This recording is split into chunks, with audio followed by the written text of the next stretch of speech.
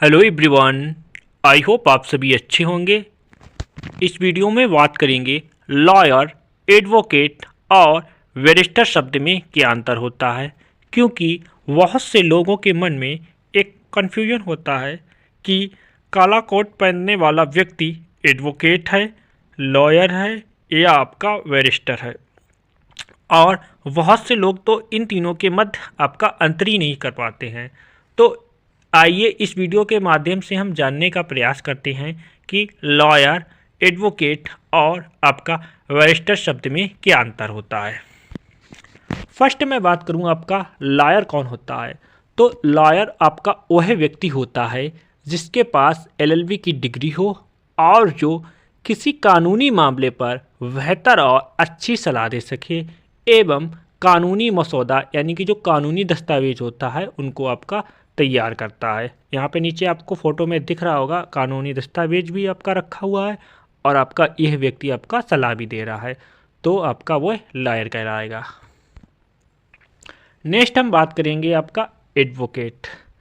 तो आपकी जानकारी के लिए मैं बता दूं, जो एडवोकेट होता है इसकी कैरियर की स्टार्टिंग कहाँ से होती है, वो आपका लॉयर से ही होती है।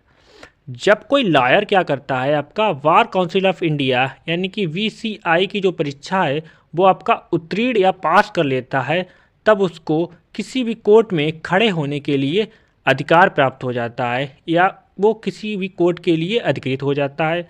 तब वो क्या बन जाता है, आपका एडवोकेट बन जाता है।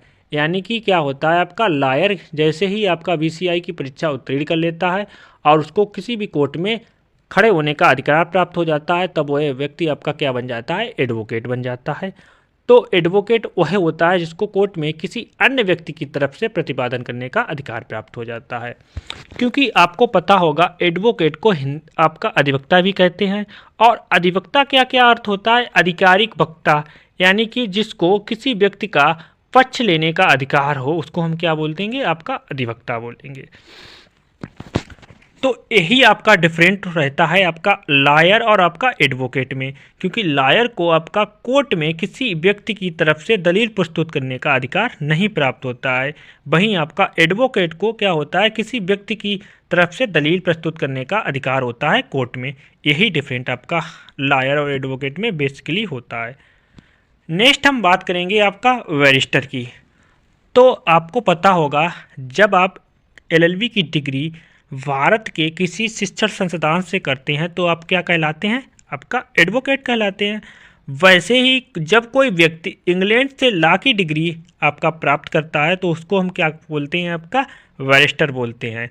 आपको पता होगा महात्मा गांधी भी आपका बैरिस्टर थे। तो महात्मा गांधी जी ने आपकी जो लॉ की डिग्री वो हासिल की थी वो आपका इंग्लैंड से की थी, क्योंकि जो इंग्लैंड कि जो 45 यूनिवर्सिटियां हैं उसमें जो पढ़ रहे स्टूडेंट हैं उनको bar council of India Bharat में प्रैक्टिस करने का अधिकार देती है। तो आपको बैरिस्टर और एडवोकेट और लॉयर के मध्य आपका अंतर क्लियर हुआ होगा। I hope. Thank you for watching and supporting me. Please subscribe my YouTube channel.